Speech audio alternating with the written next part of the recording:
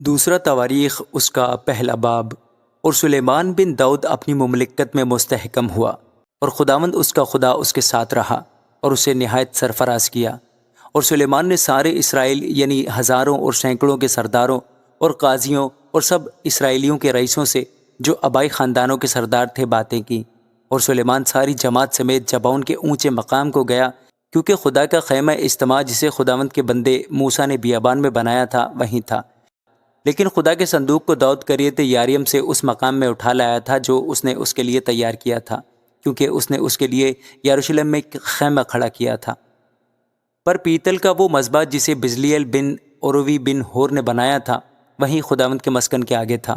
پس سلیمان اس جماعت سمیت وہیں گیا، اور سلیمان وہاں پیتل کے مذبح کے پاس جو خداوند کے آگے خیمہ اجتماع میں تھا گیا، اور اس پر 1000 سوختی قربانیاں چڑھائیں۔ اسی رات خدا سلیمان کو دکھائی دیا اور اس سے کہا، مانگ، میں تجھے کیا دوں؟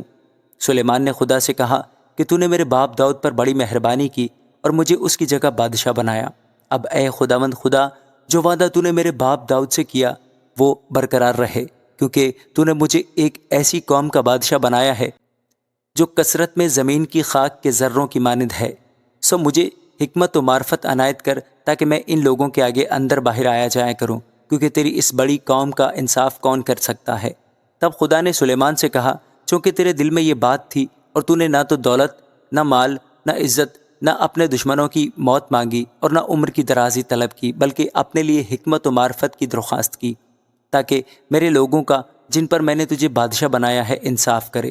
سو حکمت و معرفت تجھے عطا ہوئی، اور میں تجھے اس قدر دولت اور مال اور عزت بخشوں گا کہ نہ تو ان بادشاہوں میں سے جو تجھ سے پہلے ہوئے کسی کو نصیب ہوئی اور نہ کسی کو تیرے بعد نصیب ہوگی۔ چنانچہ سلیمان جبعون کے اونچے مقام سے یعنی خیمہ اجتماع کے آگے سے یروشلم کو لوٹ آیا اور بنی اسرائیل پر سلطنت کرنے لگا۔ اور سلیمان نے رتھ اور سوار اکٹھے کر لیے، اور اس کے پاس 1400 رتھ اور 12000 سوار تھے، جن کو اس نے رتھوں کے شہروں میں اور یروشلم میں بادشاہ کے پاس رکھا۔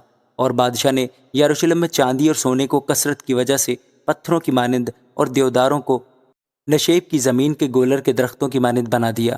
اور سلیمان کے گھوڑے مصر سے آتے تھے، اور بادشاہ کے سوداگر ان کے جھنڈ یعنی ہر جھنڈ کا مول کر کے ان کو لیتے تھے۔ اور وہ ایک رتھ 600 مسکال چاندی اور ایک گھوڑا 150 مسکال میں لیتے اور مصر سے لے آتے تھے۔ اور اسی طرح ہتیوں کے سب بادشاہوں اور ارام کے بادشاہوں کے لیے انہی کے وسیلہ سے ان کو لاتے تھے۔ آمین۔